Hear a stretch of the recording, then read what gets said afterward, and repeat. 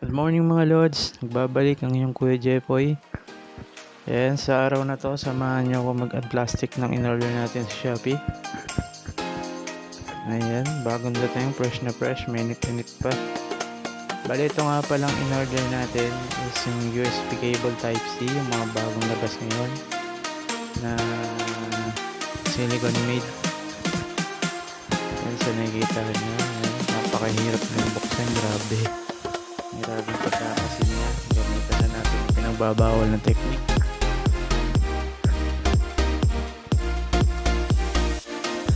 Alright. Ayan, bukas na.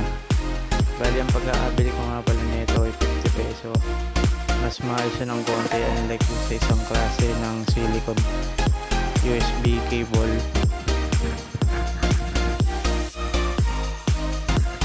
Bali, yan ang pamahal ng dito is yung pinakadulo niya, Type-C. At hindi lang yun. Ang kagandahan dito, nati-twist siya left and right. O, diba? Pwede sa mga pang mga gamers, yung mga gulo mag-charge, malilikot mag-charge, pwede.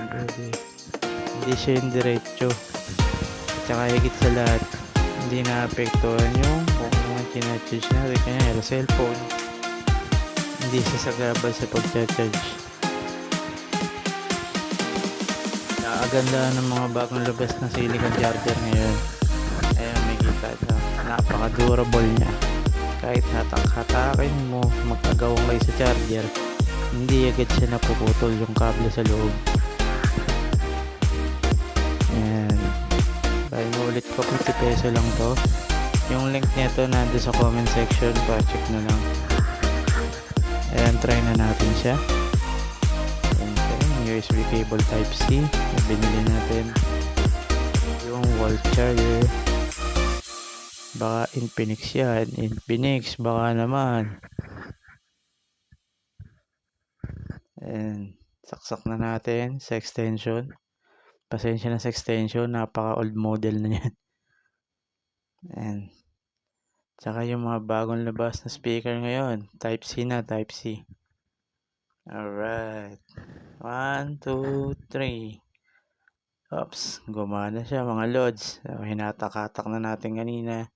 And twist natin left and right. Left and right, okay. Hindi siya na mamatay-matay. Yan, di ba? Para kahit nag-charge ka, nakatabingi siya, okay lang.